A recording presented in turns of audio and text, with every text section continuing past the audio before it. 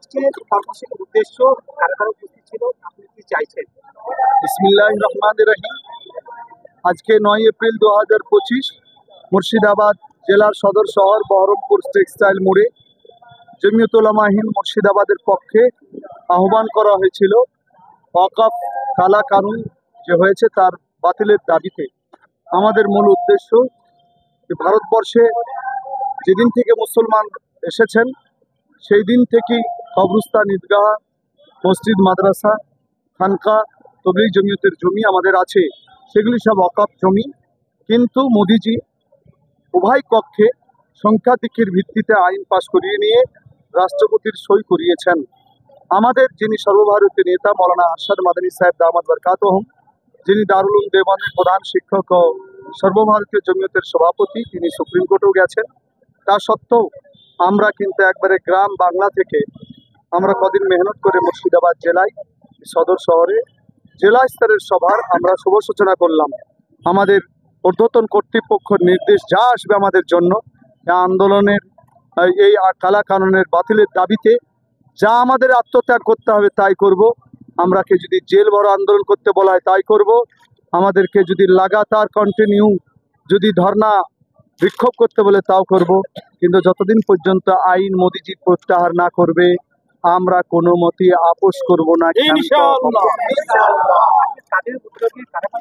আচ্ছা, এটা অ্যাকচুয়ালি সংগঠন হিসাবে আপনারা জানেন ফ্রিডম ফাইটার সংগঠন, স্বাধীনতা সংগ্রামী ঐতিহাসিক সংগঠন জমিয়ত উলামা মুর্শিদাবাদের পক্ষে আহ্বান করা হয়েছিল।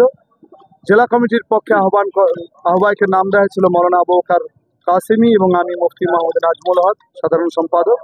এবং এতে আমার 80 জন যে ওয়ার্কিং কমিটির সবাই যুক্ত, মুফতি আব্দুল কুদ্দুস, মৌলানা আকবর, মুফতি আকবর সাহেব, কারি আলহাজ রিয়াসাতুল্লাহ সাহেব, মুফতি ইসরাইল সাহেব, মৌলানা শাহাবুদ্দিন ফিরোজ হোসেন, অফিস সেক্রেটারি মুজাফর খান, কারি নুরুজ্জামান সাহেব, আনসার আলী সাহেব, আপনার শরীফুজ্জামান কাসেমি, মৌলানা শহীদুল ইসলাম ইনামুল হক আশরাফ সাহেব, মৌলানা আফতাবউদ্দিন সাহেব, মৌলানা সিরাজুল ইসলাম জুলফিকার, মুফতি সিরাজুল ইসলাম মুক্তার ভাই, মাসাদুল ইসলাম, কারি ময়নুল মেহরালি এবং মৌলানা কারি হাবিবুর রহমান, মৌলানা আব্দুল মজিদ, মৌলানা কারি হাবিবুর রহমান, হাফিজ শহীদুল ইসলাম, মৌলানা মুফতি আপনার জাকির, কারি তাহিরুল ইসলাম, মৌলানা কারি আমির আলী, মৌলানা উজ্জ্বল, হাফিজ হাফিজ মোরসালিন, হাফিজ জাকির এবং জিয়াউল হক, হাফিজ জাকারিয়া এবং হাফিজ রেজাউল করিম, হাফিজ হায়দার সাহেব, মৌলানা মুসলিম সাহেব, মৌলানা আমিরুল ইসলাম সাহেব, কারি নুরুজ্জামান সাহেব, মৌলানা আবুল কালাম, হাফিজ মতিউর রহমান, এরা সবাই আমাদের জেলা দায়িত্বে, সবাই সহযোগিতা আমরা পেয়েছি।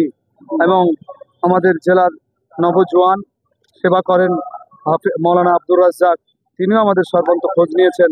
বিশেষ করে মুর্শিদাবাদ জেলার প্রত্যেকটা অফিসারকে, প্রশাসনের লোককে, DM, ADM, SP, additional SP এবং আমাদের এসডিও, বহরমপুর টাউন অফিসার এবং বিশেষ করে সবচাইতে উদয় সরকারবাবু যে আইসি রয়েছেন আমাদের বহরমপুর শহরের, additional SP Murshidabad, SDPO Lalbagh, এই ডমকুল, সবাইকে হাজারো ধন্যবাদ জানাচ্ছি।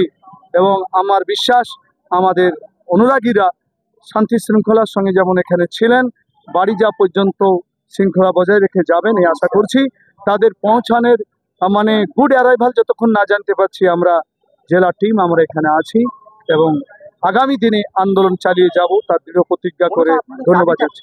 আমাদের একটাই দাবি, যে কোনো উপায়ে আমাদের 2013 সালে ডক্টর মনমোহন সিং যে আইন পাস করেছিলেন ওয়াকফ আইন, সে আইনটা আইনই থাকতে হবে। নতুন করে মোদিজির তৈরি করা কালো কানুন আমরা কোনো মতেই মানতে চাই না, এটাই আমাদের হচ্ছে মূল দাবি। আমি মুফতি মোহাম্মদ নাজমুল হক, সাধারণ সম্পাদক মুর্শিদাবাদ জেলা এবং সহসভাপতি রাজ্য জমিয়ত উলামা পশ্চিমবঙ্গ। এনারা এনাদের জাতিসত্তা যে ক্ষুণ্ণ করার চেষ্টা কেন্দ্র সরকার করেছে ওয়াকফ বিলের সংশোধনী এনে, সেখানে এতদিন ধরে ওয়াকফের যে আইন ছিল বা যে ল ছিল সেই লয়ে শুধুমাত্র মুসলিম সম্প্রদায়ের মানুষরাই সেই বিভিন্ন রাজ্য স্তরে, কেন্দ্রীয় স্তরে এবং ব্লক স্তরে, জেলা স্তরে এদের একটা মোত্তাওয়ালি কমিটি ছিল, যেটা রাজ্যের ক্ষেত্রে রাজ্যের ওয়াকফ বোর্ডের চেয়ারম্যান দ্বারা পরিচালিত হয়। তাদের বিভিন্ন সরকারি অফিসার, তাদের সিও এবং ব্লক পর্যায়ে, জেলা পর্যায়ে ত্রিস্তরীয় প্রশাসনের মাধ্যমে ওয়াকফের যে সমস্ত সম্পত্তি সেগুলা বিলি বন্টন এবং কাদের হাতে থাকবে এবং মোতোয়ালিদেরই পাওয়ার দেয়া ছিল। সেখানে কেন্দ্র সরকার যে নতুন করে ওয়াকফের সংশোধনী বিল এনেছে তাতে অমুসলিমদেরও সেই কমিটিতে স্থান করে দিয়েছে।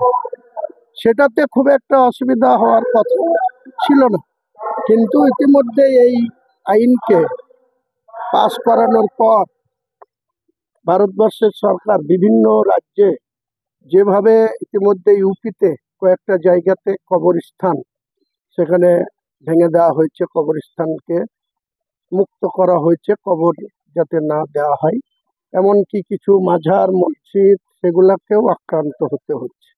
কাজেই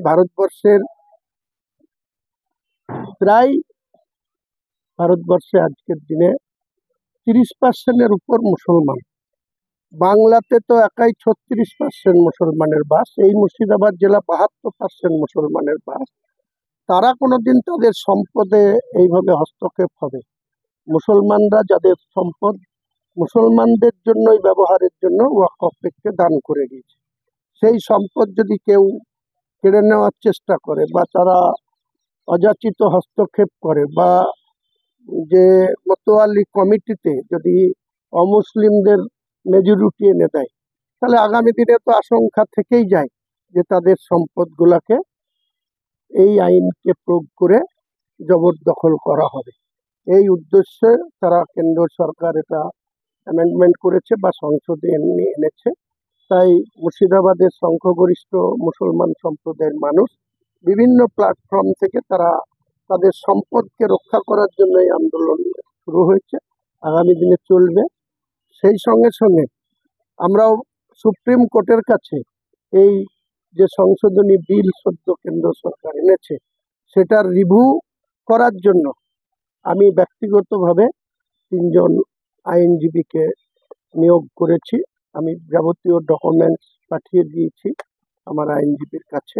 তারা কালকের দিনটা ছুটি আছে, আগামী পরশু পবিত্র জুম্মার দিনে সুপ্রিম কোর্টে একটা রিভিউ পিটিশন সুপ্রিম কোর্টের কাছে এই আইনটা যাতে আবার সংশোধনে আসে বা অ্যামেন্ডমেন্ট আসে বা পুরনো জায়গায় যে নিয়ম ছিল সেটাতে ফেরত দেওয়া হয়, এই দাবিতে আমরা সুপ্রিম কোর্টেও যাচ্ছি এবং রাস্তায় নেমে অফিস কাছারির সামনে বিভিন্ন জায়গায় কোনো মানুষের ক্ষতি না চেয়ে এই আন্দোলনকে যাতে আরো বেশি শক্তিশালী করা যায় সেই উদ্দেশ্য নিয়েই আমাদের। এই মঞ্চে আপনাকে দেখলাম, তো এদের সঙ্গে আপনি কতটা সহানুভূতির সঙ্গে? এদের সঙ্গে আমাদের দীর্ঘদিনের সম্পর্ক আছে। যে মুফতি নাজমুল হক সাহেব, উনি একটা স্কুলের হেড টিচার, উনি রাজ্যের জমিয়তীয় উলামাহীনের সহসভাপতি এবং উনি লালগোলার বাসিন্দা। ভগবানগোলা লালগোলা এই এলাকায় দীর্ঘদিন ধরে আমাদের সাথে যে পরিচিতি, যে সুসম্পর্ক, বা আমাদের এখানে রিয়াসতুল্লাহ কারি এনাদেরই সংগঠনের নেতা, যারা এই নেতৃত্ব দেন তারা সবাই আমার সঙ্গে খুব ঘনিষ্ঠতা পরিচিত। তাই ওনারা আসতে বলেছিলেন, আমি বলেছিলাম যে ঠিক আছে, আপনাদের বক্তব্য, আপনাদের কর্তব্য আপনারা করুন, নৈতিক দিক থেকে আপনাদের সঙ্গে আমি আছি, সমর্থন করছি। আর আমি তো ব্যক্তিগতভাবে নিজে উদ্যোগ নিয়েছি, সুপ্রিম কোর্টে একটা রিভিউ পিটিশন ফাইল করছি। কাজেই নৈতিকতার প্রশ্নে আমি ওনাদের আসে এসেছিলাম, ওনাদেরকে সমর্থন জানাই। ইহুদিদের বেতার বেতা বহুনুর বহুনুর সম্বন্ধীর সম্বন্ধী তারা আমাদের কাছ থেকে ওয়াকফ সম্পত্তি নিতে চাইছে। আমরা থেমে থাকবো না। 1954 সালে স্বাধীনতার পরে তখন আইন হয়েছিল, সেন্ট্রাল বোর্ড গঠিত হলো, 20 জন সদস্য থাকবে মুসলিম, 20 জন মুসলিম সদস্য থাকবে, 20 জনই মুসলমান হতে হবে। আইনে লেখা আছে 1954 সালে, এবং সেখানে বলা আছে শরীয়ত উলামা করে এমন একজন মাওলানাও থাকবে। বলুন সুবহানাল্লাহ। 1990 সালের পরে সুপ্রিম কোর্ট রায় দিয়েছে, মোদিজি supreme court, in the territory of India, ভারতে যত মসজিদ ছিল 1947 সালে বাবরি মসজিদ ছাড়া সমস্ত মসজিদ ওই রকমই থাকবে। বাস স্ট্যান্ডের অজুহাতে, বিমানবন্দর, রেল স্টেশনের অজুহাতে কোন মসজিদের চরিত্র পরিবর্তন করা যাবে না। এটা সুপ্রিম কোর্টের আইন। আজ মোদিজি 11 বছর চুপ থেকে কেন নিয়ে আসলেন আইন? ডক্টর মনমোহন সিং শিক্ষিত মানুষ, সবাই আপনারা জানেন, তিনি 2013 সালে আমরা জমিয়তের লোকেরা 24 লক্ষ চিঠি পাঠিয়েছিলাম ডক্টর মনমোহন সিং এর কাছে। ভারতবর্ষে 10 লক্ষ একর অকাপ সম্পত্তি রয়েছে, এটার হেফাজত করুন। ডক্টর মনমোহন সিং ইমানদারির পরিচয় দিয়ে সেকুলার মাইন্ডেড লোকদেরকে নিয়ে 13 সালে আইন করলেন। বললেন এই আইনের ফলে মুসলমানদের কবরস্থান, মুসলমানদের ঈদগাহ, জমিয়ত তবলিগের জমি কেউ যদি জবরদস্তি 500 বছর দখল করে থাকে, যত বড়ই বাহুবলী হোক, ওই জমি মুসলমানদেরই থাকবে, কেউ নিতে পারবে না।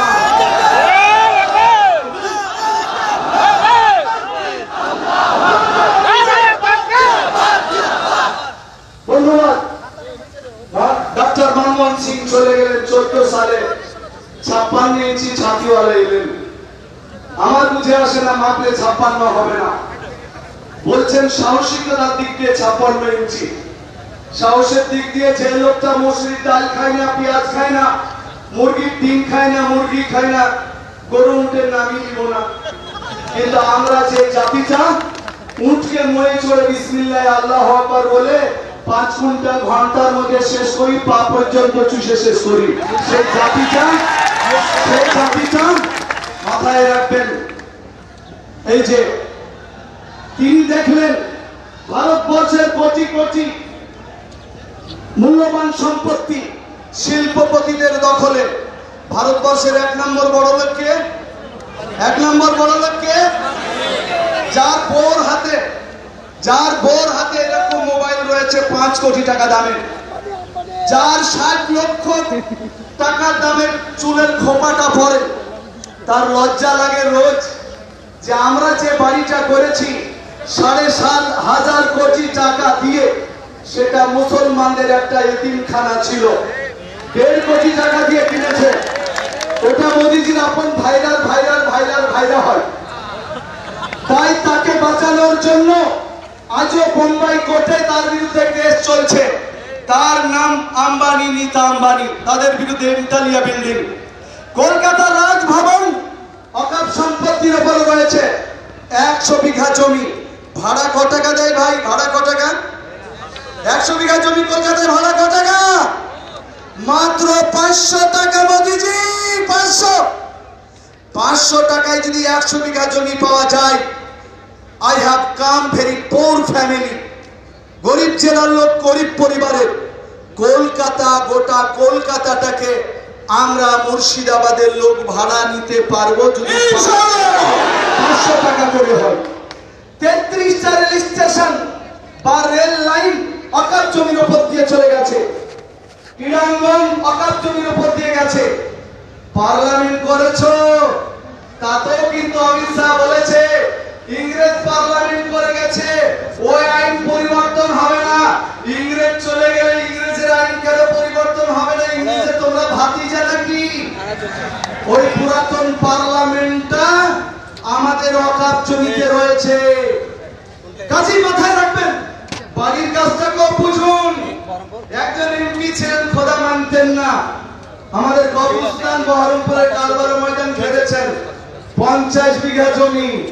আমরা কাগজ কলম খুলেছি, এটা 250 বিঘা জমি। এরা মামু ভাগ্নের ঠিক করলে এইভাবে জমি মুসলমান সব পেয়ে যাবে। মুসলমান শিক্ষিত, মুসলমান লয়ার, তার সঙ্গে কোটি কোটি ভারতের হিন্দু ভাইরা সাথ দিয়েছে। আমাদের আত্মীয় স্বজনের জমি থাকবে না। তার জন্য 2024 সালের 8ই আগস্ট পার্লামেন্টে মোদিজি ওয়াকফ সংশোধনী বিল নিয়ে আসলেন। যারা সেকুলার মাইন্ডেড দল, টিএমসি আমাদের পশ্চিমবঙ্গে, তারা সহ যারা রয়েছেন ভারতের, তারা সবাই মিলে প্রতিবাদ করলেন। বিল পাস করাকে আটকালেন। বিলটি জেপিসির হাতে দেওয়া হলো। জেপিসি বলল আমরা মুসলমান জনগণের কাছে একটা ওয়েবসাইট খুলে ইমেলের মাধ্যমে মতামত নিব। তারা 60 লক্ষের জন্য তারা খুলল 60 লক্ষ লোকের মতামত চাই। মুসলমান আমরা জমিয়তের লোকেরা ইয়াং ছেলেদেরকে কাজে লাগিয়েছি। ইমেলের সংখ্যা কত? 5,4.5 লক্ষ। ভারতের মাটিতে একটা হিন্দু ভাই কেউ মোদির কাছে দাবি করেনি যে পরিবর্তন চাই, কোন হিন্দু মুসলমান বলেনি। এটা মোদির মান কি বাত, ওকে ধরে সোজাতেই হবে। প্যারা হাজিরিন, 5 কোটির উপরে লোক লিখলেন ওয়াকফ সংশোধনী বিল মানছি না, মানব না। তারপরও জেপিসি ঝগড়া করে কল্যাণ বন্দ্যোপাধ্যায়ের হাতটা ফাটিয়ে স্পিকারের কাছে সঁপলেন। 2রা এবং 3রা এপ্রিল আইন পাস হয়ে গেল উভয় পক্ষে। আমাদের রাষ্ট্রপতি মাননীয় সিগনেচার করে দিয়েছেন। মাইনাস হবেন না, ঘাবড়াবেন না। সিগনেচার করলেও আইন পাল্টানো যায়। জনগণ শেষ কথা বলে, জনগণই শেষ কথা বলবে ইনশাআল্লাহ।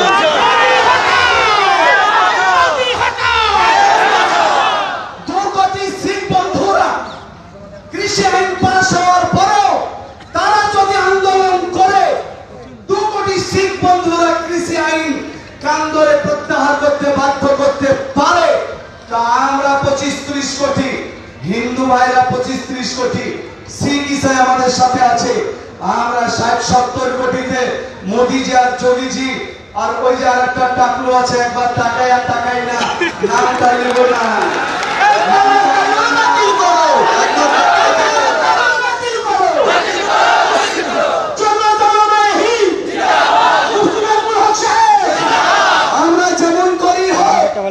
গণতান্ত্রিক পদ্ধতি এগোবো।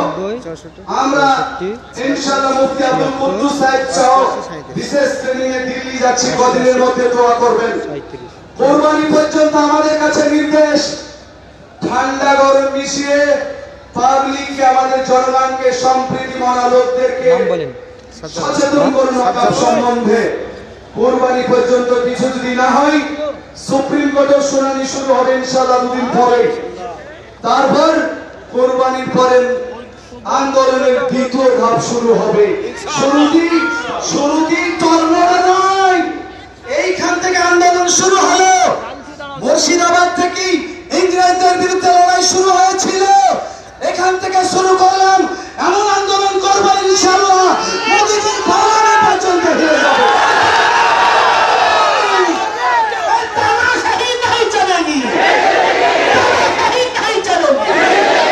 আইনে কি আছিল আর কি করছে? 20 জন মুসলিম সদস্য বলছেন মুসলমান থাকবে 8 জন। 20 জনের মধ্যে 8 জন মুসলিম হলে বাকিগুলি আমাদের ভগ্নিপতিরা হবে নাকি আরো 12 জন? মোদিজি কে হবে? আমাদেরকে কি বোঝাতে চাইছেন? 8 জন আমরা মুসলিম থাকবো আর 12 জন আপনারা। আমরা ভারতের মাটিতে কোনদিন দাবি করেছি যে মন্দিরের মেম্বার আমাদের করে দাও? কোনদিন তো দাবি করি নাই। তোমাদের এমন কি শখ লাগলো যে আমাদের মসজিদ, আমাদের খানকা, আমাদের কবরস্থান, আমাদের বৃহত্ত সম্পত্তির মেম্বারশিপ তোমাদেরকে করতে কেন হবে? তার জবাব চাই, বলুন জবাব চাই। আমাদের ওয়াকফ বোর্ডে 11 জন সদস্য থাকবে। ভাষাটা বুঝুন কেমন করেছে। ভাষায় বলছে মিনিমাম মুসলমান 3 জন থাকবে। কজন? 11 জনের মধ্যে মুসলিম মিনিমাম 3 জন। ওরাই তো ঠিক করবে। শুনে মনে হচ্ছে তাহলে ম্যাক্সিমাম 11 জনই হবে। ওই 3 জন থেকে আর 4 জন করবে না। কারণ যে লোকটা এতগুলি এমপি সিট পাওয়ার পরেও পার্লামেন্টে একটা মুসলমান এমপি দেয়নি, সেই লোকটা আমাদের কলকাতার ওয়াকফ বোর্ডে মুসলমান সদস্য একটা বাড়াবে বলে আপনাদের বিশ্বাস হয়? যে লোকের চেলাগুলি একটা হিজড়া আছে, একটা খালি দুধ খেয়ে পড়ে থাকে আর একটা নাটক করে। একদিন ঘোষণা দিল পশ্চিমবঙ্গের মাটিতে 50 লক্ষ মুসলমান বাংলাদেশের আছে, এদেরকে আমরা ক্ষমতায় আসলে তাড়িয়ে বের করে দিব। আমরা একাই হারাইনি, আমাদের হিন্দু ভাইরা ওদেরকে আতুর ঘরে ঢুকিয়ে দিয়েছে। কিন্তু বহরমপুরের মাটিতে আমাদের বলার আছে। আপনারা খারাপ নেবেন না, মন দিয়ে এই কথাটা শুনবেন। মুর্শিদাবাদে যত বিধানসভা আছে বহরমপুর বিধানসভায় মুসলমান ভোটার 25% সামথিং, আদি এসটি এসসি 13%, এসটি 2%। আর ডনকল পশ্চিমবঙ্গের মাটিতে সবচেয়ে মুসলমান বেশি থাকে, সেখানে 86% সামথিং মুসলিম ভোটার। আমরা বহরমপুরে ঈদের বাজার করতে আসলে সুনিধা মোহন মল আর অন্যান্য মলগুলি, স্যার আসুন, দাদা আসুন, ইফতার করুন, এদের নামাজ পড়ার ব্যবস্থা রয়েছে, করে না? কত আমাদের সম্প্রীতি মনে বলুন। আমি বহরমপুর এবং লালবাগ মুর্শিদাবাদ বিধানসভা, 2 বিধানসভার সম্প্রীতি মনা হিন্দু ভাইদের কাছে বিনীত নিবেদন, সেকুলার দলের পুরোহিতদের কাছে, পুরো নেতাদের কাছে বিনীত নিবেদন। দমকলে 86% মুসলিম, ভগবান গোলায় 86% মুসলিম। আমরা যদি ওখানে মিম পার্টিকে পাশ করে দিই, মুসলিম লীগকে পাশ করি, রাতারাতি বহরমপুরের শিক্ষিত বন্ধুরা বলবেন ওই এলাকাটাতে সাম্প্রদায়িক দল এসে গেছে, এটা বলবেন। আপনারা বলবেন না বলুন? যারা মুসলিম লীগকে পাস করিয়েছে অথচ তারা সাম্প্রদায়িক দল নয়, এটা মানছি না। আপনাদের কথাই মেনে নিলাম, মুসলিম লীগ সাম্প্রদায়িক, মিম সাম্প্রদায়িক, কিন্তু আপনাদের কাছে বিজেপিও তো সাম্প্রদায়িক। অধীর বাবু, আপনাদের কাছে জানতে চাইছি, ছলে বলে কৌশলে বহরমপুর সিটটাই কেন বিজেপি পাস করছে? সমস্ত সেকুলার দলের কাছে জবাব চাইছি। মুর্শিদাবাদে আর বহরমপুরেদের নাচা কুলা আপনাদের বন্ধ করতে হবে, আর নইলে আমরা আপনাদের বন্ধ করে দেব ইনশাআল্লাহ। সেকুলার বিশ্বাস রাখুন, liberty of thought, expression, believe, faith, ownership সংবিধানের সুযোগ দিয়েছে। Subject to public order, morality and health, and to the other provisions of this part, all persons are equally entitled to freedom of conscience, shall have the right to profit, practice and propagate religion, Article 25. Article 26 এ বলা হয়েছে ধর্মীয় সংস্থাগুলির equality চাই, অর্থাৎ ধর্মীয় লোকগুলি কেউ রাস্তায় পুজো করবে, মুসলমানেরাও আল্লাহু আকবার বলে নামাজ পড়বে, কেউ কারো বাধা দিতে পারবে না। বলুন আলহামদুলিল্লাহ। 130 বলা হয়েছে all minorities whether based on religion or language shall have the right to establish their educational center of their choice. মোদিজি, আপনি আইনে আমাদের হাতে এই 130 সংবিধানকে টাসেল করেছেন, লঙ্ঘন করেছেন। এরই বদৌলতে ইনশাআল্লাহ আমরা সুপ্রিম কোর্টে মৌলানা আরশাদ মাদানী গেছেন, অন্যান্য সংগঠন গেছেন, তাদের সকলকে ধন্যবাদ জানিয়ে বলছি আমরা ইনশাআল্লাহ সুপ্রিম কোর্টেই জিতবো। বলুন ইনশাআল্লাহ। বাইরে বলছে যে লোকটা দান করেছে তাকে বলে আরবিতে ওয়াকিফ, যিনি দাতা তিনি যদি প্র্যাকটিক্যাল মুসলিম না হয় 5 বছরের, সেই জমি ওয়াকফ হবে না। মোদিজি এক সময় বলেছিলেন কাগজ দেখাও তোর ভারত মে রহোগে, জন্ম সার্টিফিকেট দেখাও। তখন বলতাম মোদিজি আপনার মা বেঁচে আছে, 90 বছর বয়স, কোন হসপিটালে আপনার মাকে জন্ম সার্টিফিকেট দিয়েছে একটু বলবেন, একটু টিভিতে দেখাবেন। আপনার বাপ দাদা 14 পুরুষকে পারেনি আর পারবেও না। আমরা বলছি আমাদের কবরস্থানগুলির হার তুলুন, হায়দ্রাবাদের ডিএনএ টেস্ট করার নিয়ম আছে, নিয়ে যান আমাদের রক্ত, বরঞ্চ এই কবরস্থানের কারবালার হারগুলি প্রমাণ করে দেবে আমার বাপদাদা 14 পুরুষ ভারতের, আমরা তাদের উত্তরসূরি, প্রমাণ করে দিবে। কিন্তু আপনি বলছেন 5 বছর প্র্যাকটিক্যাল মুসলমান হতে হবে। কোন ডিএম অফিসে, কোন এসজি অফিসে, বিডিও অফিসে আমি মুসলমান প্র্যাকটিক্যাল ছিলাম কিনা সার্টিফিকেট দেওয়ার অথরিটি কে তুমি? তার মানে লালগোলার রাজা যে জমি মসজিদ করতে দিয়েছে, কৃষ্ণনগর শহরে 18টা মসজিদ রয়েছে, কৃষ্ণনগরের রাজা জমি দিয়েছেন। উনি বলতে চাইছেন হিন্দু যারা মুসলমানদের কবরস্থান, ঈদগাহ, মসজিদ করতে জায়গা দান করেছেন জমিদারি প্রথা অনুসারে, তাদের জমিগুলি আর মুসলমানদের থাকবে না। অতই গুড়া কুয়া এতই সস্তা বলছেন। এতদিন আইন আছে এবং বম্বে হাইকোর্টে আমরা কেসে জিতেছি, মুসলমানদের যে কবরস্থান, যে মসজিদ, তার কোনো কাগজ নাই, কিন্তু যুগ যুগ ধরে কবরস্থান যুগ যুগ ধরে মসজিদ, ওই মসজিদ কবরস্থান মুসলমানদেরই থাকবে, কেউ কাটতে পারবে না। এটা 2013 সালের আইনে আছে। মোদি বলছেন তা নয়, তোমার বাপ দাদা শুতে থাকলেও কবরে, ওই কবরের জমি কাগজ দেখাও। যদি এটা সরকারি খাতে হয় খতিয়ানে, তাহলে ওই জমি তোমাদের হবে না। ভারতবর্ষে 80% কবরস্থান খাস খতিয়ানে আছে, তোমরাই করেছো চালাকি করে। কিন্তু আমার বাপ দাদা 14 পুরুষ 500 বছর থেকে কবরস্থানে শুয়ে আছে। ইনারা বলছেন ওই জমি তোমাদের জমি হবে না। মোদি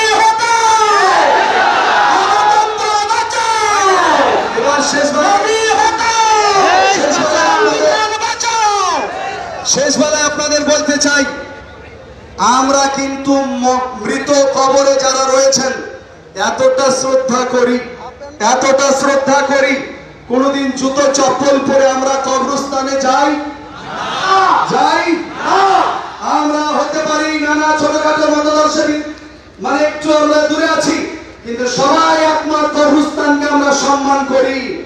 মোদিজি ছলে বলে কৌশলে আপনার আমার বাপ দাদার 14 পুরুষের কবরস্থানটাকে কেড়ে নিতে চাইছে। আমাদের বিন্দু দেহে এক বিন্দু রক্ত থাকতে আমরা হাতছাড়া হতে দিব না ইনশাআল্লাহ।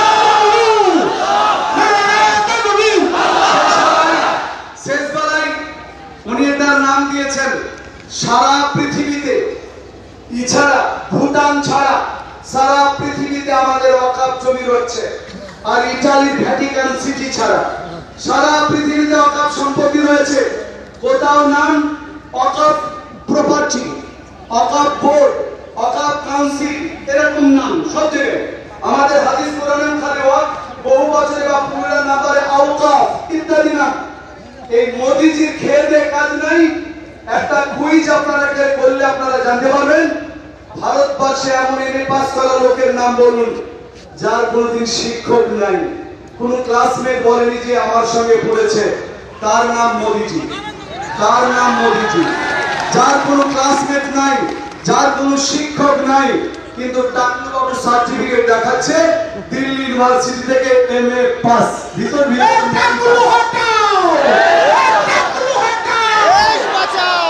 প্যারা হাজিরি বুজুর্গ দোস্ত রাজিজ, কাজেই আপনাদের কাছে বিনীত নিবেদন, আমাদের এই যে এত জনতা, আপনাদের কাছে একটা মতামত নিতে চাইছি শেষ বেলায়। এতগুলি লোককে নিয়ে যদি এখন আমরা মিছিলে নামি, বহরমপুরের জায়গা কোথায় হবে বলুন? হবে না। জায়গা হবে? হবে না। জায়গা হবে? তাই মন দিয়ে শুনবেন। মৌলানা আরশাদ মাদানী স্যার আমাদের জন্য আজকে আন্তরিকভাবে দোয়া করেছেন। আমরা যতক্ষণ পর্যন্ত ওকে খবর না দিব খুব চিন্তিত, কারণ মুর্শিদাবাদে বদনাম করাটা খুব সহজ। কোন সময় মা দুর্গার, মা কালীর মাথা কেটে দিচ্ছে, মনে করছে মুসলমান ছাড়া আমাকে, কিন্তু পুলিশ বন্ধুরা ঠিকই ন্যায় বিচার করে প্রকৃত অপরাধী বের করেছে। বুঝতে পেরেছেন? একটি লোক পশ্চিমবঙ্গে খ্যাপা কুকুরের মতন গদি নেওয়ার জন্য ব্যস্ত। কোন সময় বিড়ি ছেলেকে বাপ বলছে আর বেটা ছেলেকে মা বলছে, তাল জ্ঞান নাই। সেই লোকটা প্রয়োজনে নিজেদের দলের কর্মীর বিষটা মার্ডার করে দিয়ে আপনার আমার মতন টুপিওয়ালাদের উপর চাপিয়ে দিয়ে এনআইএ নিয়ে আসবে, সিবিআই নিয়ে আসবে, ইউএসসি নিয়ে আসবে। কিন্তু আমরা ছলে বলে কৌশলে পুলিশ বন্ধুদের সাথ দিয়ে প্রকৃত অপরাধীদেরকে টেনে বের করার চেষ্টা করব। আর খ্যাপা কুকুরকে জলাতঙ্ক হয়েছে, তাকে হসপিটালে ভর্তি করে ছাড়বো ইনশাআল্লাহ। কিন্তু সেদিনের জন্য আমাদের শক্তি ক্ষয় করলে হবে না। সংবিধানের ইতিমধ্যে আপনাকে আন্দোলন করার যে সুযোগ দিয়েছে, পুলিশের অনুমতি নিয়ে আগামী 13 তারিখে আমাদের জেলা ওয়ার্কিং কমিটির মিটিং হবে। আর সেই মিটিং এর পরে জেলা জুড়ে কবে, কোথায়, কখন, কিভাবে আন্দোলন হবে, সভা সমিতি হবে, তার রূপরেখা ঠিক হবে। কেউ যেন আমাদের মধ্যে এসে একটা অপ্রীতিকর ঘটনা ঘটিয়ে দিয়ে আমাদের জাতিকে দোষ দেওয়াটা সহজ। তারা বুঝেছে মুসলমান গরুর গোশত খায়, যত অন্যায় পারবে এদের উপর আপনারা চাপিয়ে দেখতে দেয়া পাচ্ছেন ঠিক বহন কেন্দ্র করতে সরকারের পারবে। এরা জেল ওয়াকফ খাটতে বিল পারবে। এর আমরা বিরুদ্ধে জেলকেও আবার যে আইন করেছি, পাশ করেছে দেশের তার জন্য, বিরুদ্ধে আজ ভারতের মাটি বাঁচানোর হাজার জন্য। হাজার মানুষ আবার যদি মুর্শিদাবাদ বাংলাদেশ জেলার পাকিস্তান বহরমপুর বর্ডার টেক্সটাইল প্রয়োজন মোড়ে পড়ে, আজ জড়ো আমাদের হয়েছে বর্ডারকে রক্ষা এই বিরোধী করার করার জন্য। আপনারা দেখতে পাচ্ছেন টেক্সটাইল মোড়ে এখানে হাজার হাজার জনতা যারা হাজির হয়েছেন আজ এই ওয়াকফ বোর্ডের ওয়াকফ বিলের বিরুদ্ধে। এনারা বলতে যাচ্ছেন যে জীবন থাকতে ওয়াকফ রাখতে দেব না।